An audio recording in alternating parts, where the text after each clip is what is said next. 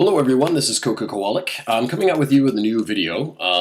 It's regarding something that I've been thinking a lot about lately. It has to do with some of the specific differences between the TCG and the OCG. Now, one of the things that I noticed from last year, we're going to look specifically starting all the way back at Nationals of 2012. 8 of the top finalists, the top 8, Jarrell Pro Winston was in there. From America. And what you'll notice if you do look back again is that the Japanese players did very, very well.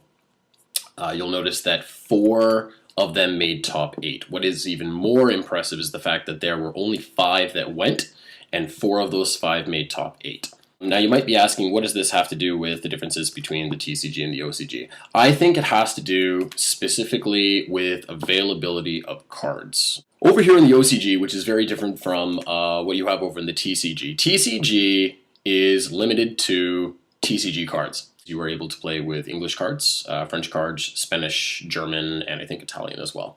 Over here in the OCG, it's very, very different. You can play with any card of any language as long as the card exists in Japanese. So what that meant was until this past, my gosh, it was a week ago, there was it was May 18th, I believe it was the release of the latest extra pack. So it had like Abyss Dweller. So we'll look at Abyss Dweller as an example. Abyss Dweller was unavailable because it was a TCG exclusive. So OCG players up until this point were not able to use that card.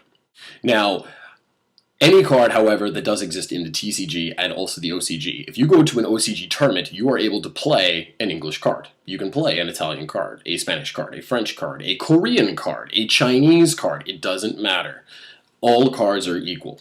What this basically means is players typically, if they're using cards from other languages, have to memorize what the card does, exactly what the card does. Not kind of like see the picture and go like, oh yeah, it's that thing that does that thing. Like they memorize their cards. They know exactly what cards, which means when you're playing players in the OCG, they typically have an exact idea of what you're going to be doing. They know what kind of cards are going to be in the deck, what kind of combos you're going to be pulling off, because they have to know the cards well enough. You're playing with cards with several different languages. And I don't mean like, there's this one guy at like your tournament, he has a bunch of German cards and whatever. I mean like their cards are from all different languages. And that's fairly normal.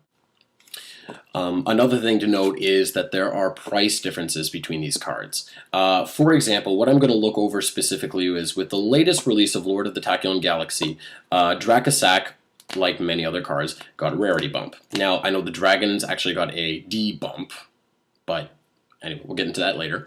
But the card that I'm going to look at specifically is Dracasac. Now, Dracasac was released as a secret rare, and he's fetching well over $100 per card, which is obscene.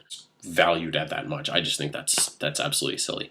Another one that is needed for the Dragon deck is Big Eye. Now, I pulled this one from a pack, which was really, really cool.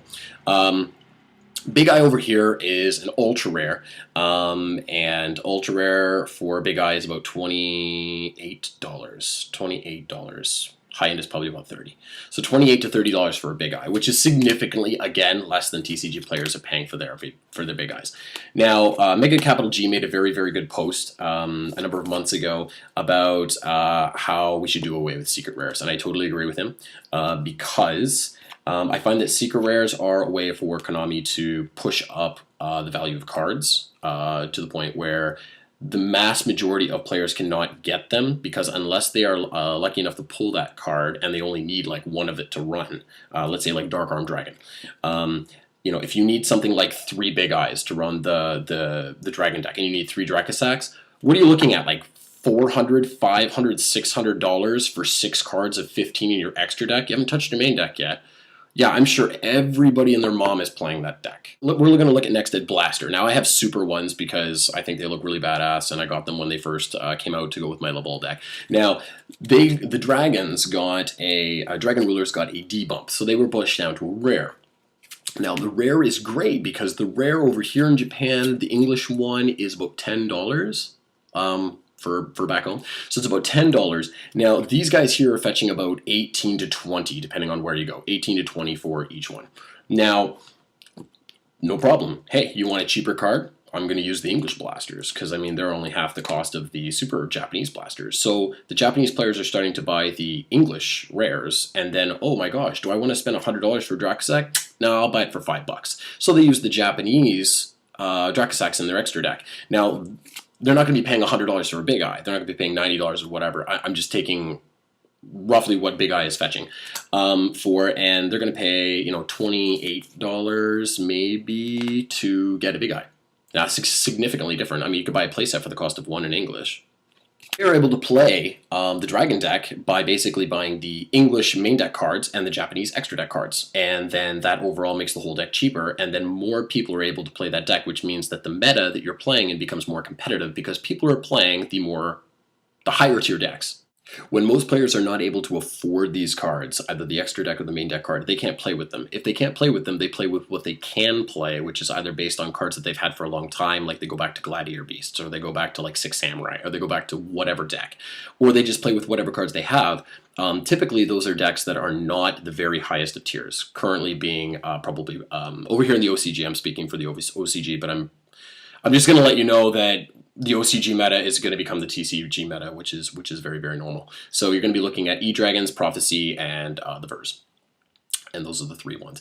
So when you can't afford those decks, you go to other decks. But those other decks are not ones that usually can keep up with the first-tier decks, which is why they are first-tier decks. So you're looking at overall making the meta less competitive. Taking a look at another deck, let's look at a Prophecy. So for instance, the High Priestess of Prophecy, the last time I checked, was about 125. We're looking at probably like an eBay vendor type cost, but about 125 per Priestess, which makes the deck stupid expensive.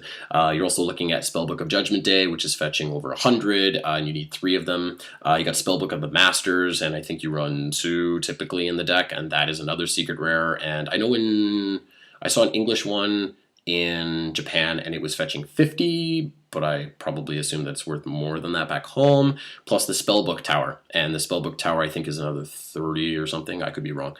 But anyway, you're looking at an exceptionally expensive deck, not to mention that this deck also runs Dracosac on the side, runs Big Eye because Priestess is level 7. The Priestess over here in the OCG is $28 for the Ultra Rare. Again, it got another rarity bump. The little level 2 Stratos type card that fetches anyone from the deck is about $15. And every other card in the deck is a common. Now the commons are incredibly cheap. Spellbook of Judgment Day is about 50 cents to $1. Spellbook of Masters is $2. Spellbook of Powers is 50 cents to $1. What is the other one? Spellbook of Life is about $1. But you're looking at majority. The Spellbook Tower is $1, maybe $2, depending on where you go. So you're looking at buying the whole deck of cards incredibly cheap. And then the only ones that you have to dump money on are 3 of the level 2 guy. I forget his name right now. About 15 a piece. And then you're looking at the High Priestess of Prophecy, which is, again, about $25 to $30, 28, I would say, making the deck incredibly cheap. And so more players are playing with Prophecy. So you have more players recently playing with Prophecy over here in the OCG because the deck is cheap. The Dragons became cheaper now that the TCG cards have been released, and they can use the TCG main deck cards, which are cheaper than the OCG super rares, and then the Japanese extra deck cards, so they are able to use those. So all this talk, where does this leave us? What this ultimately comes down to, I believe, is that the high cost of the TCG cards, which TCG players are restricted only to play, has actually lowered the competitiveness of the meta. Has lowered the competitiveness of the local scene. You're having players play decks that they have to because they can't afford the decks that are really, really good because they don't have the availability of the cards. Whereas the OCG players can buy cards from either TCG or OCG and are not restricted by language on the cards so that they can play whatever version that they want. And then that way they can afford to purchase the cheapest version of each type of card so that they're able to play the deck that they really want. Overall, that makes the OCG meta more competitive than the TCG meta. This is from my 10 years of experience in the game. As a final note, if there is any card that you are interested specifically in knowing the cost over here in the OCG versus something in the TCG, you can leave it a post and either I can get you information as to how much those cards cost over here, and I'll post them in the comment section below as a response to your comment. And of course, if there is anything specifically that you would like to know about the OCG for videos that I'm going to be making in the near future, please post them in the comment section below as well, and I'll take them into consideration and I'll see if I can make a video. Something that I will be looking forward to posting in the near future is new information regarding the Blue Eyes White Structure deck. The posters have been released at a lot of the stores and local metas that I go to, and so I'll be posting pictures of the poster and some of the key cards that are going to be released in that set as well. That's all for me, Coca-Cola signing out.